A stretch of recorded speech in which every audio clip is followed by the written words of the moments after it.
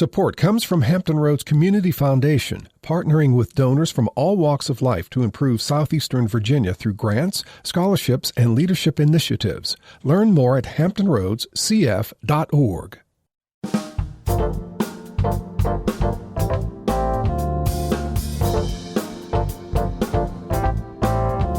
Hello, everyone. I'm Barbara Hamley. Up next on Another View, up close and personal with entrepreneur, philanthropist, and community engagement specialist, Ms. Delceno Miles. Delceno owns the Miles Agency, arguably the oldest Black-owned public relations firm in the Commonwealth. Over the next hour, hear her thoughts on business, civic engagement, philanthropy, and the newest honor to be bestowed upon her. And later in the show, Step Africa, the world's leading authority on the art form of stepping.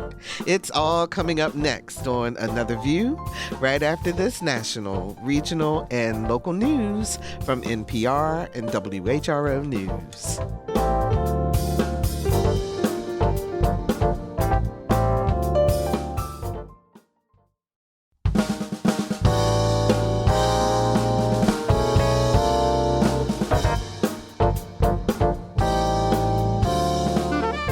Discussing today's topics from an African-American perspective, this is Another View. Good afternoon, everyone, and welcome to Another View. I'm Barbara Hamley. A couple things going on before we get into our conversation today.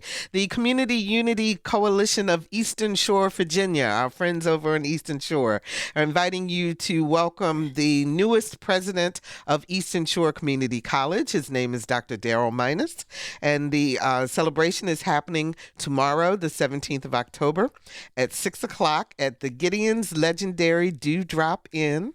We had such a great time there, covering some stories and going live from there a couple years ago.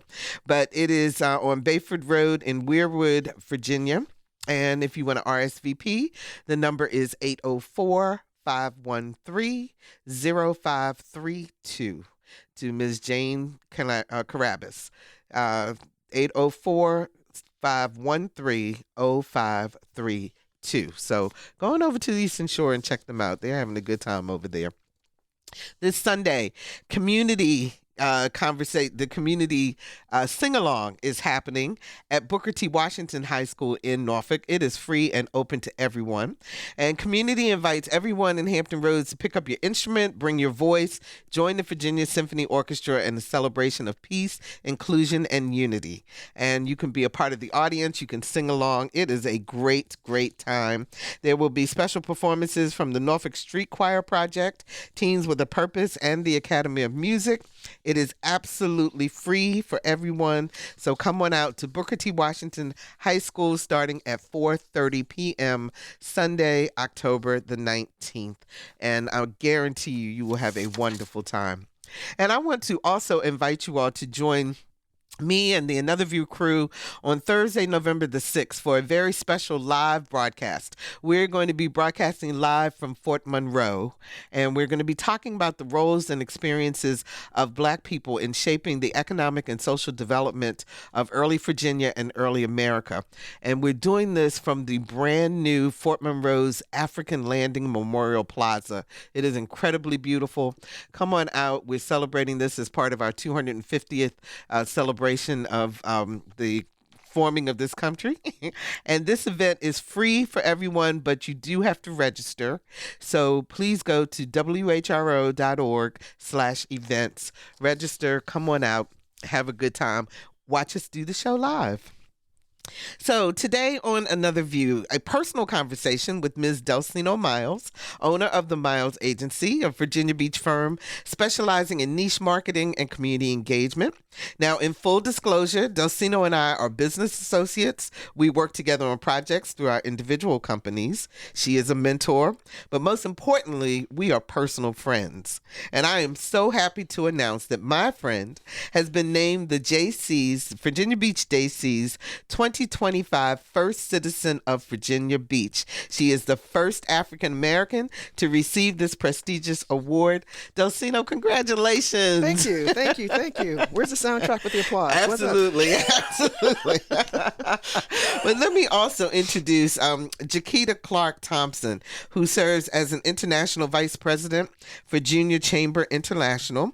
The Virginia Beach JCs are a part of the global JCI network, representing a local chapter of young professionals committed to leadership development and community service. Jaquita, how are you? Welcome to the show, and tell us how you guys came to pick Delceno Miles as this year's first citizen.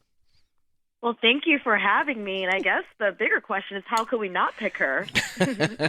Everybody who knows Delceno knows that she's just such an inspiration to us. Of course, she's an amazing businesswoman, a great philanthropist, but she was also a member, and she's continued to give back throughout the years, not only to the JCs, but to our community at large. So I don't know if there's a board that she has not served on or a person she has not mentored in the Hampton Roads area, including myself. So I don't think, for me and for the rest of us, it was a very easy decision. Of course, she had so many accolades and so many letters that were written in about her. I think there's at least 20 letters that came in about why she should be the first citizen. Oh, wow. So I'm just curious. You guys have been doing this award since 1950.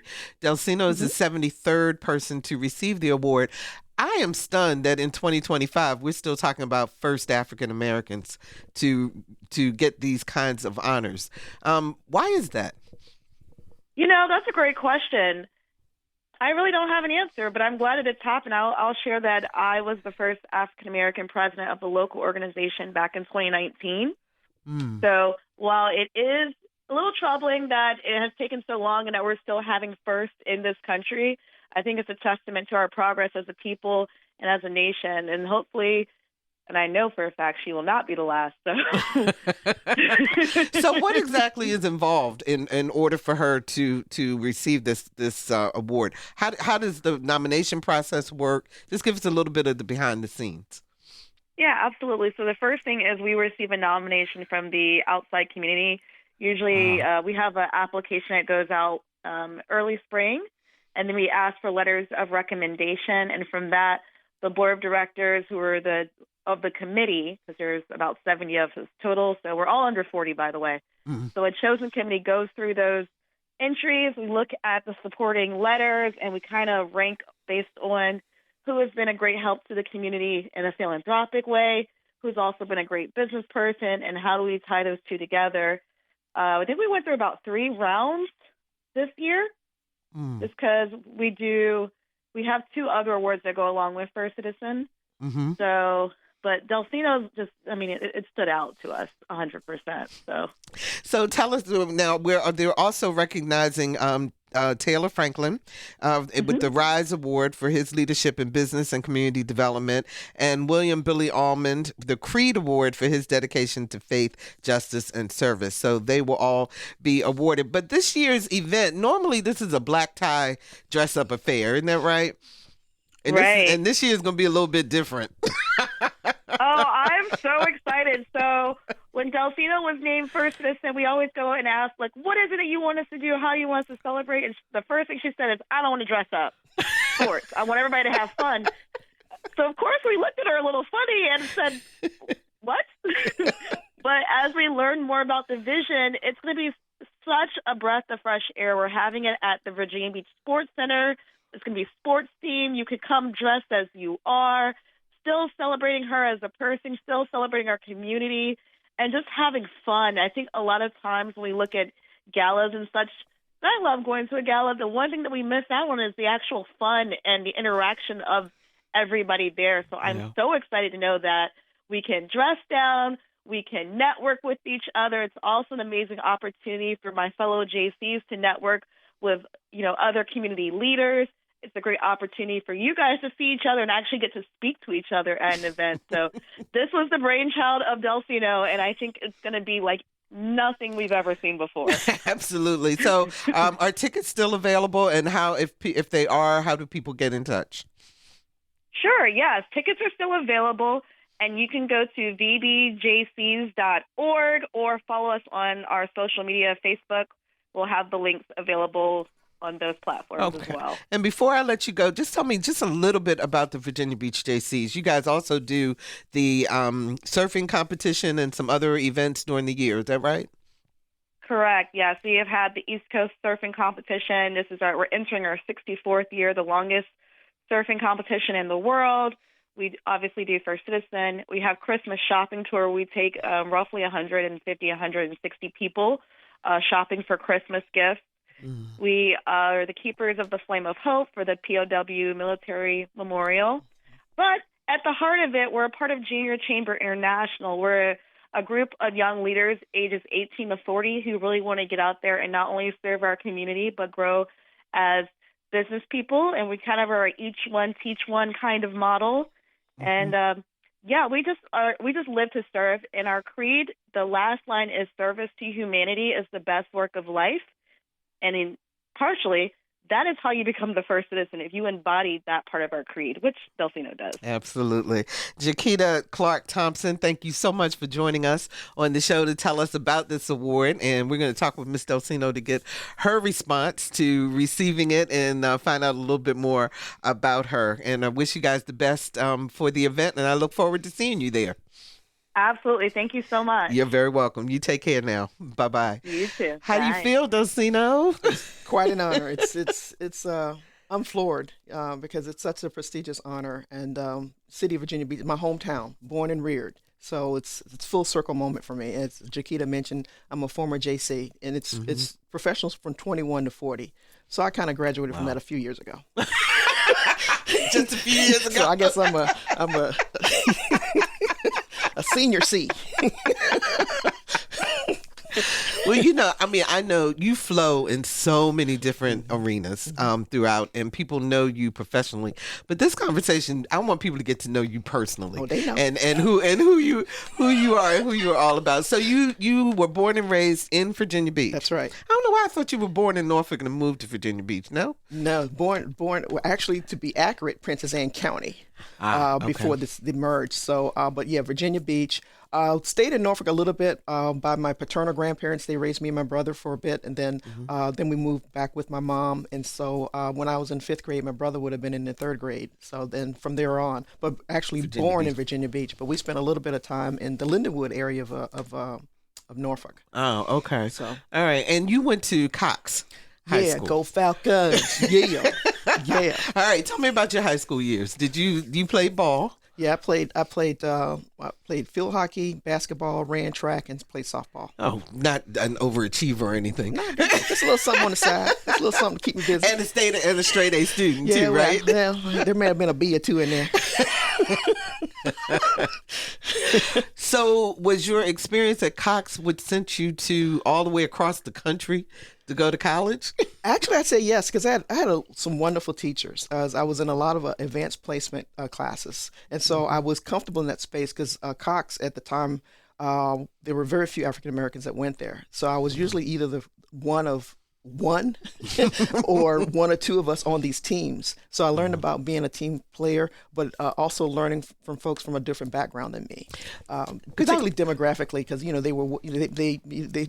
had 2 parents. I was raised by a single mom, but we were all friends and still are friends, and so that transcended those differences. It transcended race. It transcended socioeconomic status, because we were all on that team representing Cox High School.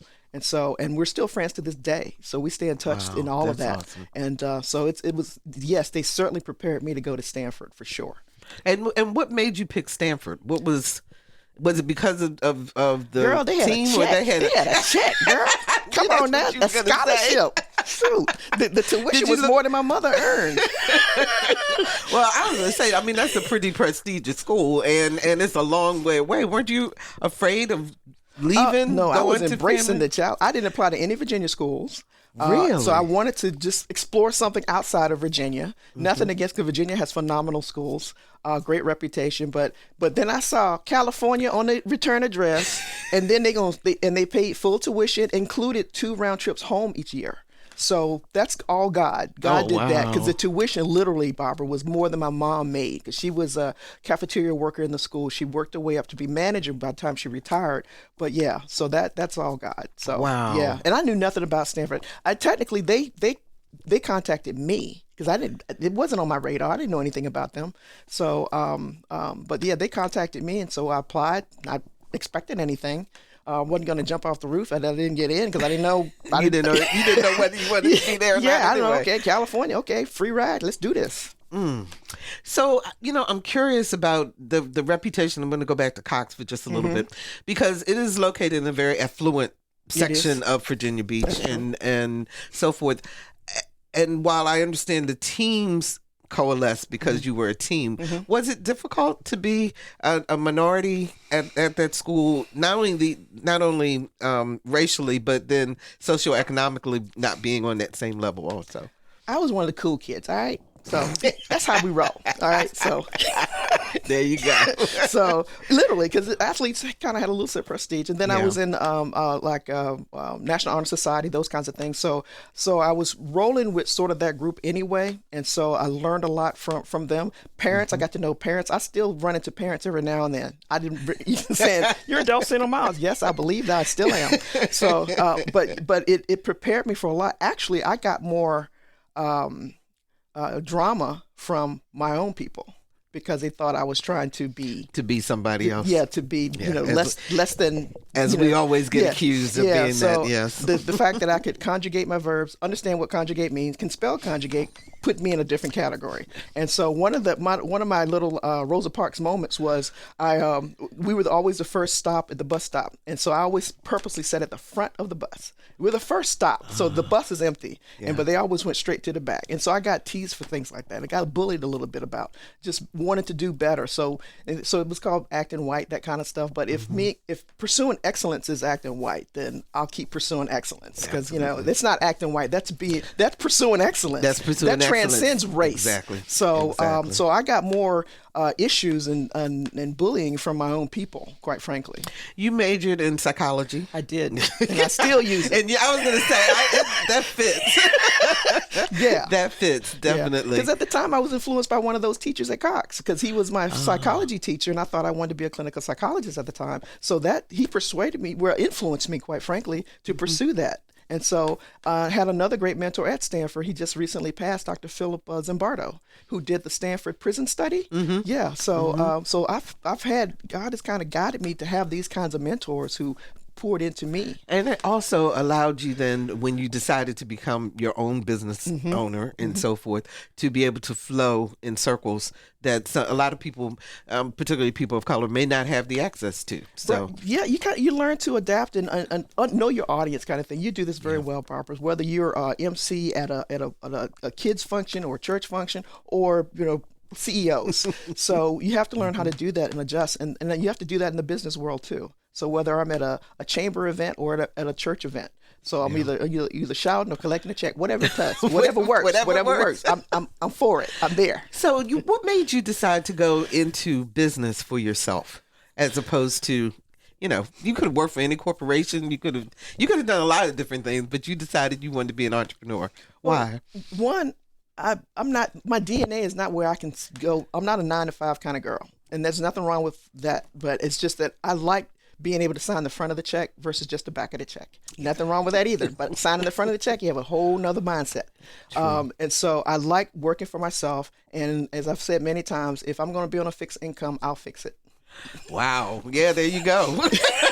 757-440-2665 or 1-800-940-2240 are the numbers to call to join our conversation. What are you curious about with Delceno Miles? I know many of you know her in many different levels and many different areas, but give us a call and at least say, congratulations, Miss First Citizen and of Virginia if you owe me Beach. money, pay me. 757-440-2665 or 1-800-940-2240.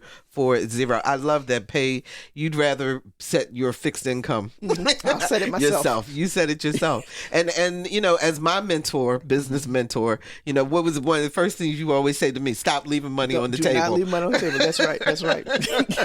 Everything that you've earned. Absolutely. And value you. You bring a lot to the table, Barbara. You know, your years of experience, your intellect, and all of that you bring to the table. Do not devalue that. Everyone who's listening, don't devalue who you are. Don't try to get a job just because it's cheaper. Make sure people pay you for what you're worth. Exactly. And that, I was going to ask you about some lessons that you learned over the years. But you started out kind of brick and mortar, and then you changed your business model to pretty much what we're doing now, which is using independent contractors and so forth.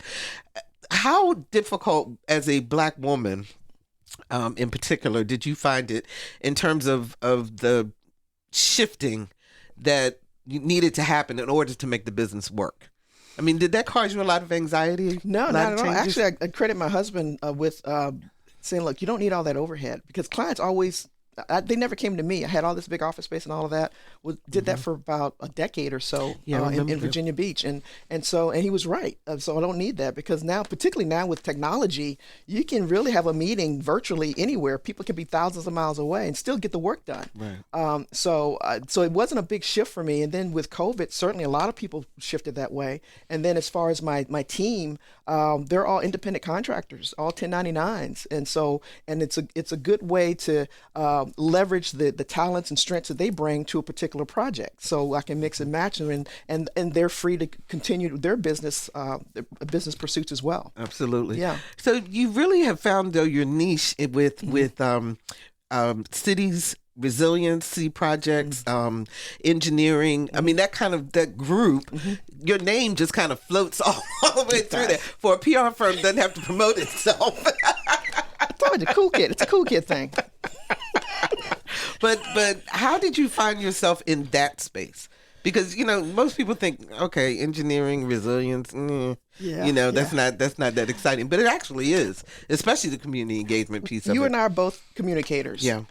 Regardless of industry, communication is a necessity at some point. Whether you're an engineer, whether you're an artist, or whether you're a musician or a teacher, communications is important. So we get hired to not only communicate what the projects are about, but also to engage the stakeholders. It's more important. It's not just pushing information out, but also to hear from them, because sometimes that input can impact the outcome of how those projects turn out.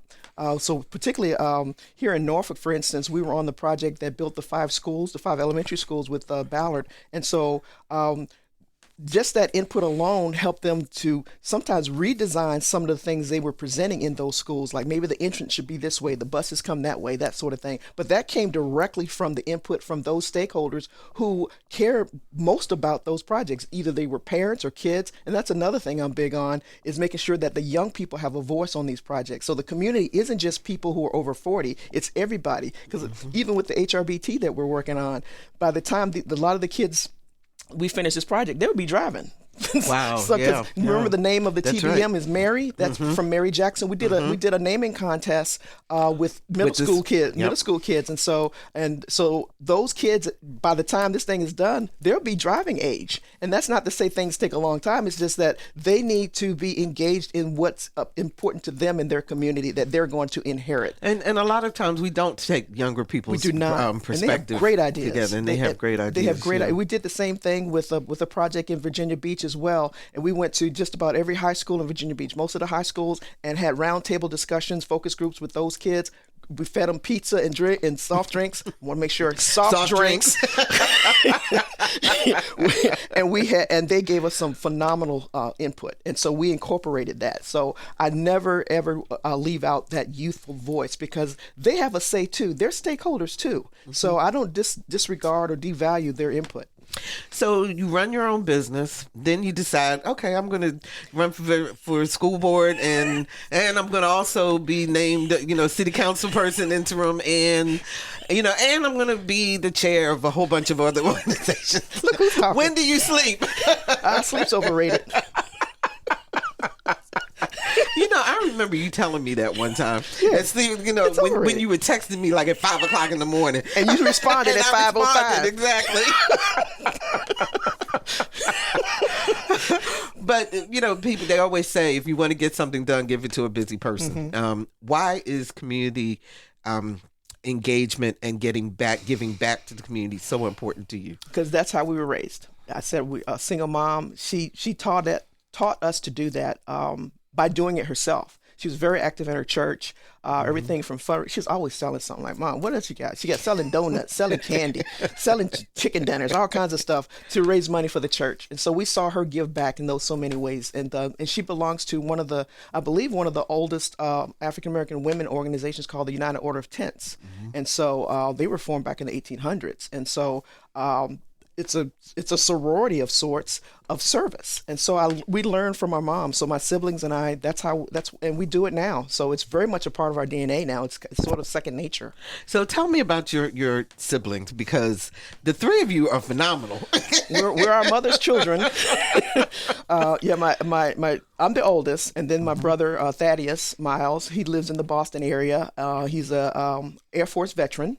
And so he works for the Housing Authority, Massachusetts Housing Authority, but community development, community outreach is what he does. But he has this initiative called Black Joy, which all about celebrating who we are, our culture. And so that's taken on a life of its own. And he does everything from 5K runs. He's been recognized by the city council in Boston. So he's doing a lot of those things. He works with the youth, and he's an artist. He's a creative as well. And so he does art shows and that kind of thing. Yeah, I was reading that he's internationally known in terms of his photography. He travels all over the world teaching others about photography and other things. So, and he can draw. He can just look at you and just draw. And my nephew's that way. His son, they're very creative. And I have a niece that way as well. And so my sister Monica, who's the youngest of my mother's children, because I have another whole set of siblings on my dad's side.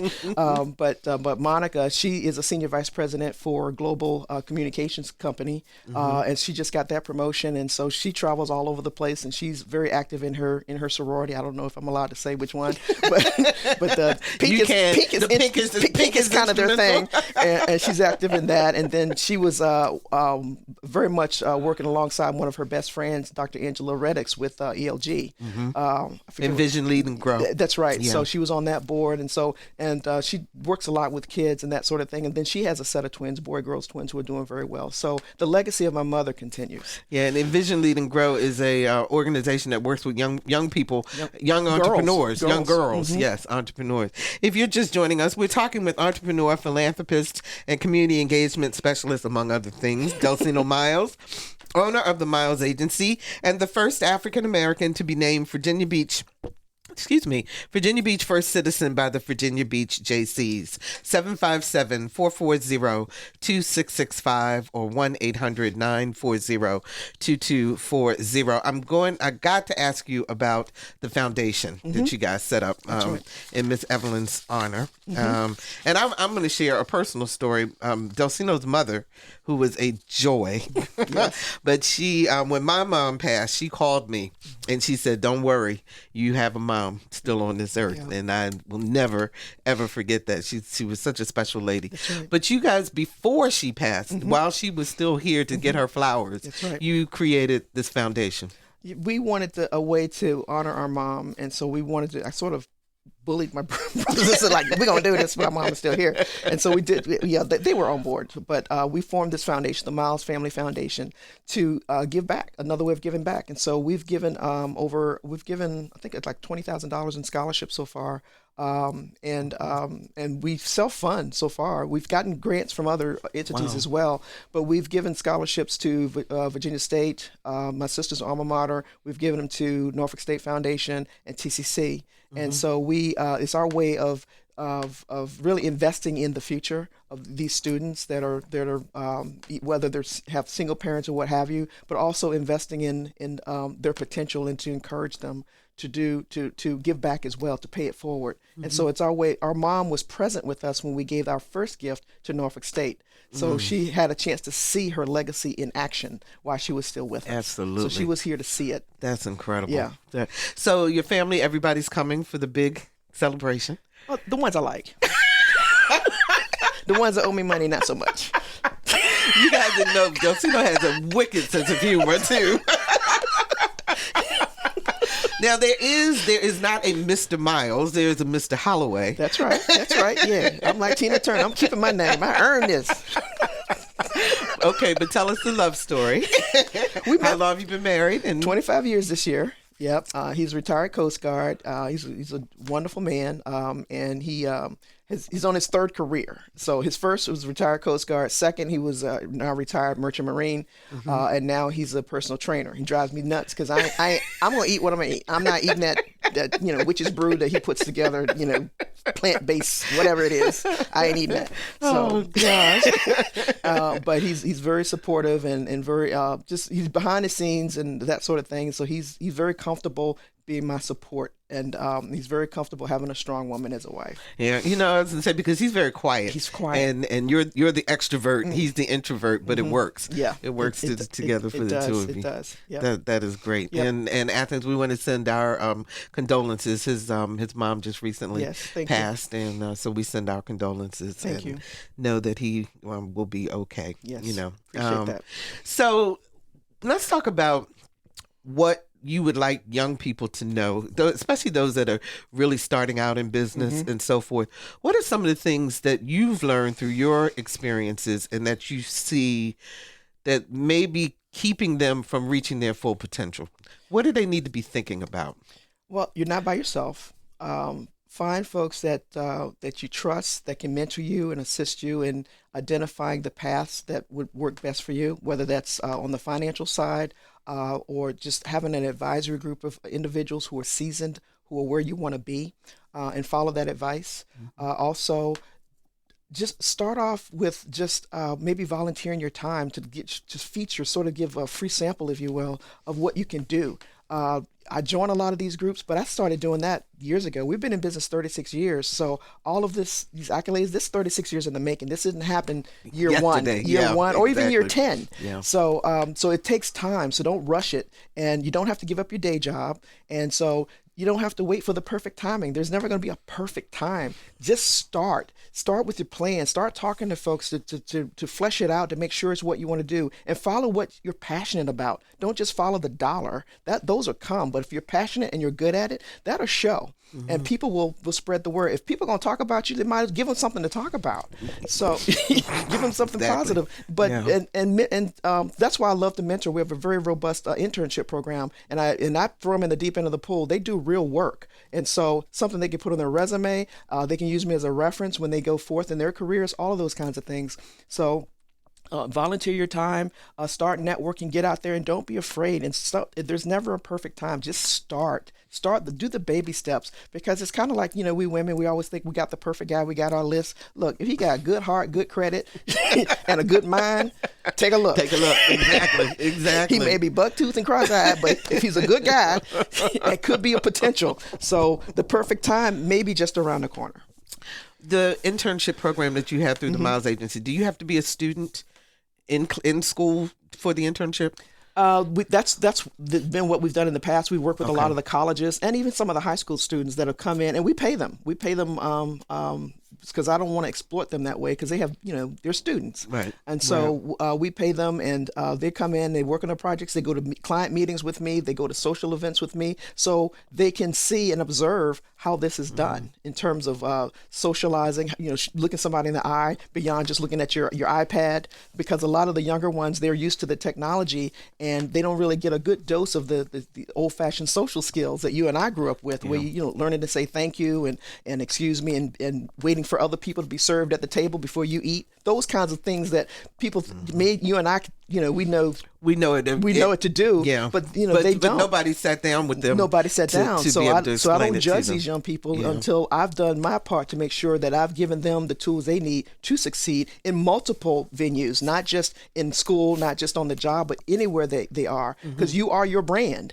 So you need to protect your brand. You and I have done that workshop, letting people know, what is your brand? What is it? Is it about excellence? Is it about creativity? Whatever it is, you got to protect that brand. And that's you're always on to some degree. Absolutely. Yeah. And so do you find that people may take you for granted in the beginning? Like if you walk into a room where you're not well known, until they hear you speak.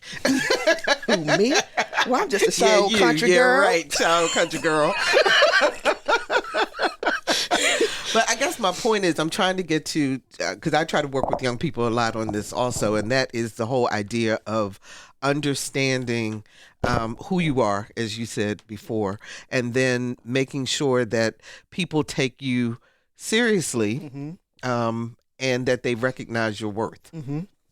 So the question So is... my question for you is, if you walk into a room, it may not be so much now because you're so well known, but but in the past, there goes my witness protection. Exactly, witness protection is done. You're done. But when you walked into the room, did you all feel like you always had to prove yourself before people would take you seriously? No, I never felt that way. If anything, I kind of got take a look at the lay of the land. And then I made target certain people I want to talk to, especially when I was single. If he was fine, girl, I'm in there. So I'm just saying. Yeah, I said it out loud on a live mic. On the live mic. Yes, brother was fine. I'm over there. What's your name? Hi, I'm Barbara Hamlin. That's what my husband would say. I said. So now, fast forward, married woman, Christian. But really, I just see people for themselves. I like to get to know people. So that's why you see, for those who follow me on the social media and all that kind of stuff, they'll see me, with lunches and posing with people, but that's not for likes as much as just I'm showcasing the wonderful people that make up Hampton Roads. And so, we come in all shapes, sizes, careers, backgrounds, and skill sets. And that's what I'm doing. I'm just kind of telling that story. I love to hear people's stories, and you're great at this. And because that's what you're doing right now. You're hearing the story. So when I go to lunch or have coffee with someone, I like hearing their story. And I do the same thing in that social setting. I'll just go up and listen to them. It's not small talk to me. I really am interested in who they are beyond their job title. Yeah, and I think that's what really makes a difference, that a lot of people don't understand. They think it's all about, who I am as Mr. CEO, right? As opposed to getting to know a person as a person. As a person, just to get to know them, just to spend their time. And what surprises me, which shouldn't be surprising, is that they're surprised that that's all. I have no agenda. I just want to get to know you better. I'm not running for office. I'm not trying to solicit for a charity. I just want to hear from you. And so that kind of catches people a little bit off guard in a good way. But that's why I do those lunches and all that, especially when someone I haven't met before, or to catch up with friends that I haven't been with in a while, right? So I like to sustain relationships. It's not just those drive by, hey, how you doing? Good to see you kind of stuff. It's not for me. And so with my personality, Barbara, during COVID, that just was murder for me, because just being reduced to a little screen was murder. For introverts, they were probably doing their happy dance because they didn't have to talk to anybody or anything. But for me, that was torture, because I love, that's where I get my energy. And so I'm borderline, introvert, extrovert. The introvert side of me is when I have to recharge. I'll go back and just sort of withdraw and just kind of recharge. But then when I'm out there, I get all my energy from just being around people. Like folks, yes, my mother-in-law passed, but my way of coping with that is to be around people, not to isolate myself. And that's not to discount anyone who grieves differently, but how I deal with that. Even when my mom died, my sister and brother will tell you, I had a checklist of what we gonna do, and I had it printed, and they had a copy. And you gonna do this, you gonna do this. They went right in that, and they like, girl, can we cry first? Can we have a minute? No, we got a funeral to plan. We got to do this. This is who gonna sing the solo? Who the pallbearer? Let's get this done. And I was grieving, but that's my way of coping. Just kind of get in there and just get it done. What role does faith play in your life? Huge, because that's our mom taught us that early on. She had us in church. We was in the youth choir, couldn't sing a lick, but it was to me, that was punishment. It's like, if you want to go play or do something, you gotta go to choir rehearsal. Couldn't sing a lick. So Barry Gordy was not going to be recruiting me, or whoever the latest Pharrell ain't going to be recruiting me. I can rap, though. I can rap a little bit. Yeah, I've heard you rap in public, I can rap a little bit, so I ain't got to sing. But that wasn't the thing back in the 70s. So, but yeah, faith is a big part. I'm a member of Calvary Revival Church, and so that's my foundation, because that's how I can get through things like losing my mom and my mother-in-law and or any other kind of crisis, if you will, because faith is what sustains me. And so I do my daily devotional and all of that, and everybody has different ways of kind of getting that inner strength, but that's my way, is relying on Jesus. And when things get rough business-wise, back to the lessons that we want people to learn Sure. about owning businesses and so forth. Not giving up Mm-hmm. and trying to step back so you can figure out how to push through. Because there will be times, is that not correct, that things, you may not get that contract, or you may not get, What? things may be What? not going as well. You didn't pick the miles. It's the nerve. Exactly. I would think that maybe once or twice Girl. you might have experienced that. Yes, no? Yeah, we've had a few losses, but lessons learned. So we'll go and get a debrief. Things we could have done differently. Was it very important. Was it pricing? Was it just our approach? What have you? Because you learn from that. You learn from your losses, right? Being an athlete, you learn from that. What caused this? Did we not execute our defense or whatever it was? Mm-hmm. So yeah, I learned. You learn from your losses. Matter of fact, you learn more from those from the struggle than you do from the successes, because the success really comes out of struggle. Mm-hmm. You hear a lot of comedians say their humor really comes from their pain. And so it's kind of appropriate in the business world. Like, you have some failures, have some setbacks. You might lose an account or whatever, but you got to keep it moving. So you think because when you use that sports analogy, because you do lose at times, that's really what helps get through life. It does, because you have to learn. Because most coaches are going to have some kind of playbook based on whoever the opponent is. Find out what their weaknesses are and that sort of thing. And so you learn from that, but you have to execute on your side too. If you fail, or a whole lot of turnovers, or your star players injured, that changes the dynamic of your game plan. And that same thing in the business world. So we didn't get that particular account. Well, let's see what we did wrong, or we pivot in terms of the types of businesses we pursue. There's certain things we don't pursue. I don't pursue everything. Well, that is such a good point. Yeah, you can't be everything. You can't be everything to everybody. So you really need to know what you your said the right specialty word, is. the niche. Yeah. And so that's what we do. So we focused on, and it kind of found us in a bit, but we focus on those A&E firms are our primary client base. Mm-hmm. So we get calls from them all the time to be their sub on bids. Sometimes we're on multiple teams for the same pursuit. And so we have that kind of trust with them, but that wouldn't be happening if we weren't executing, right? Right. Exactly. So we have a winning track record in that regard. So that's why we keep getting asked to serve on these various proposals. Mm-hmm. So it's important to make sure you know your niche and keep honing your skills, keep learning, because things change, right? You had our industry has changed. Yes. Everybody with a iPad and a phone is a journalist now, exactly. right? Exactly. And making sure that you stay within true journalistic there it is. Yep. integrity That's and right. so forth. That's right. Because everybody thinks it's just picking up a microphone and saying stuff, and that's not what it's about at all. We got about 4 minutes left. If you had, if God said to you, okay, Delceno, you can go back 20 years and relive your life, would you change anything? No. I like the path that he's taken me on.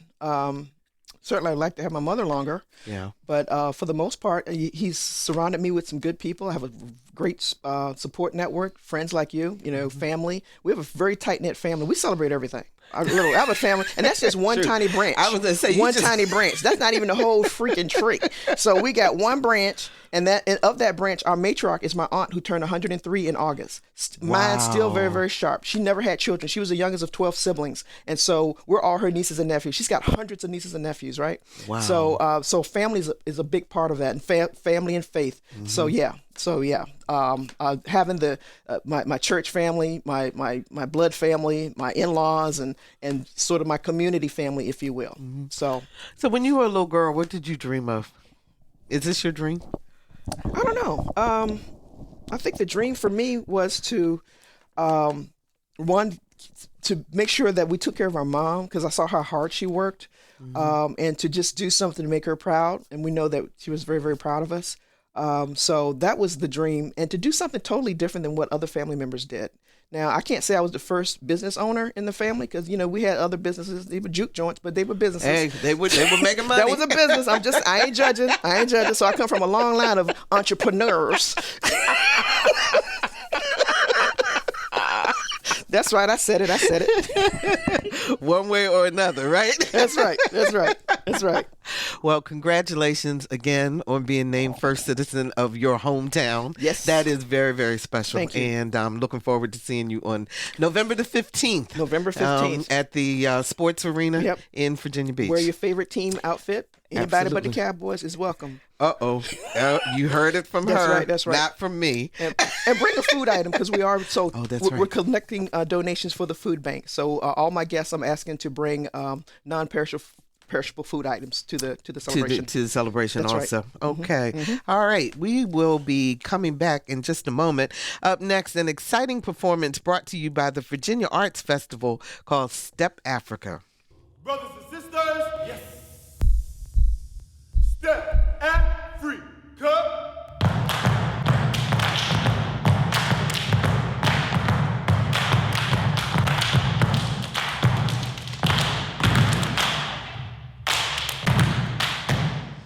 And welcome back. If you've ever been on an HBCU campus during homecoming, you know one of the highlights is to watch Black sororities and fraternities step. High energy, highly choreographed movements that delight audiences. Step Africa blends percussive dance styles practiced by historically African American fraternities and sororities with traditional African dances and an array of contemporary dance and art forms into a compelling artistic experience. Now, they are performing in Norfolk on October the 23rd, and here to tell us more about it is the artistic director of Step Africa, Mafan Akpan. Hi, Mafan. How are you? I am doing well. How are you? I'm doing just great. Thank you so much for joining us. So tell me about Step Africa, because just even listening to the audio, it just sounds great. Amazing. So Step Africa is a professional dance company. We are based in Washington, D.C., and we have been around since 1994. So we just finished celebrating our 30th anniversary.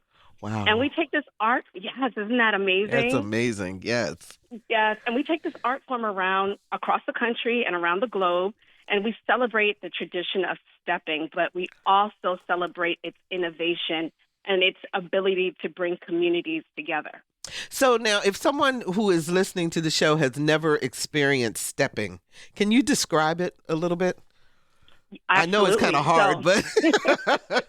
No, well, we have done the research, and we define stepping as a highly energetic, polyrhythmic, percussive dance form, and it was created by African-American college students right here in the United States. So it really started with the historically African-American fraternities and sororities on college campuses.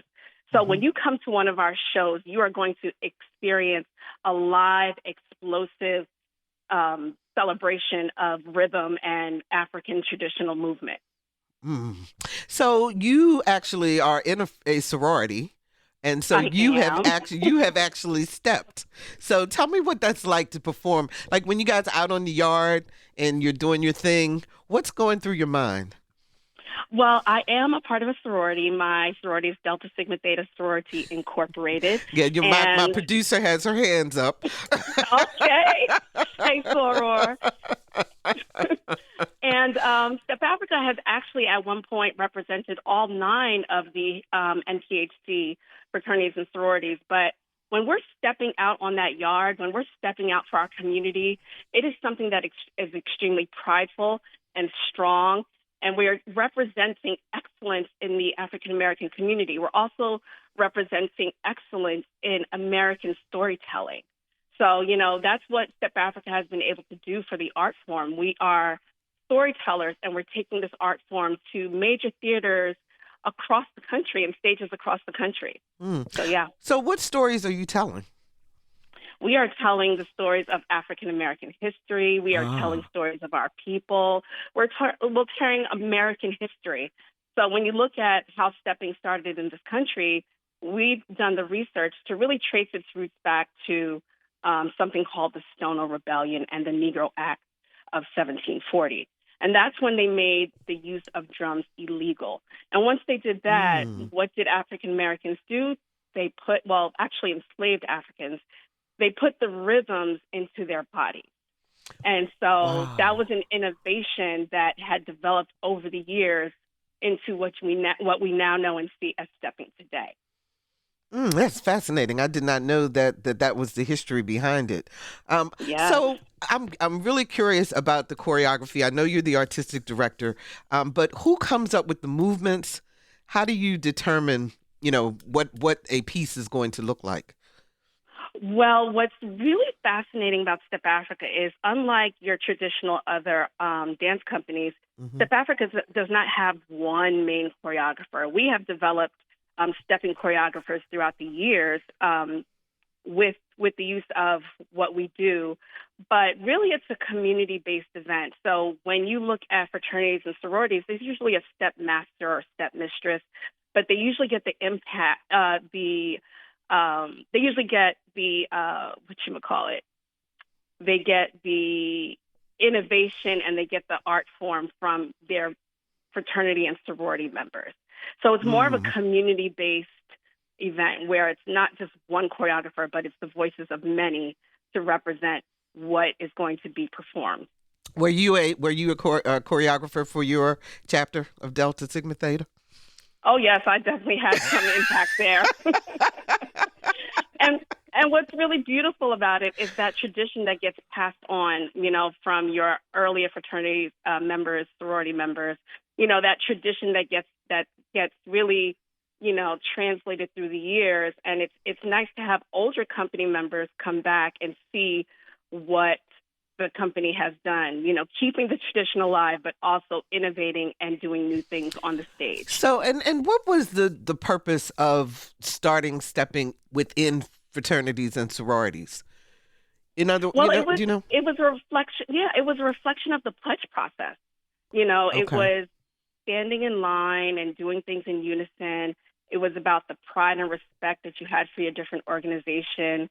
There were also military influences, so that's why you see the sharp lines and angles. But there was also influence from pop culture.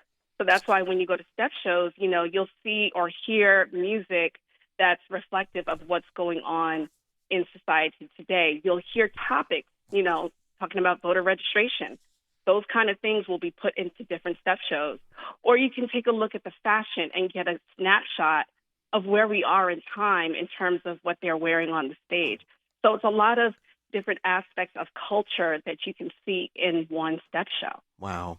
So you guys are coming to Norfolk, and you're performing on October the 23rd at Chrysler Hall.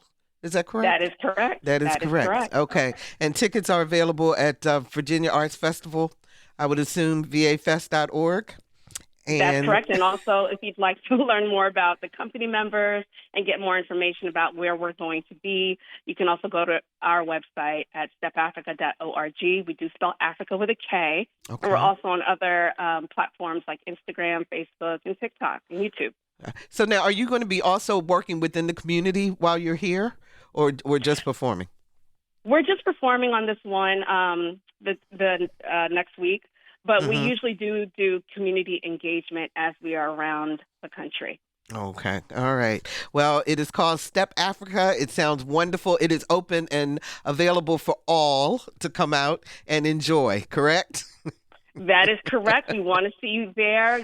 Do not miss it. I promise you'll have a great time. Fantastic. Thank you so much. That's my friend Akpan. She is the artistic director of Step Africa, and you can go and get tickets, and they will be here on October the 23rd. Now, we hope you've enjoyed this edition of Another View. You can listen to this show again or any of our podcasts at whro.org, on Spotify, or wherever you go for your podcast listening pleasure.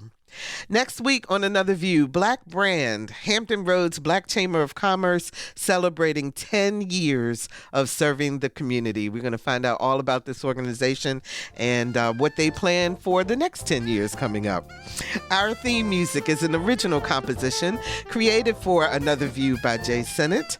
Lisa Godley is our show producer. Jordan Christie is our audio engineer, and Dr. Barry Graham answered our phones. I'm Barbara Ham-Lee. Remember, early in-person voting is available in Virginia until November 1st. Make your voice heard. Vote. Have a great weekend, everyone, and let's get together again next Thursday at noon for Another View.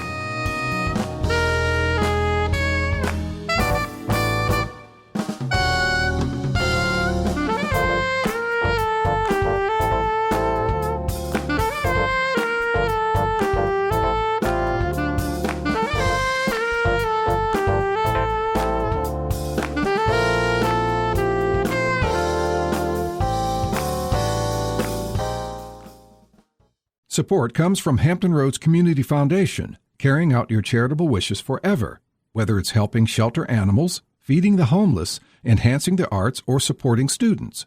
Learn more at leaveabequest.org.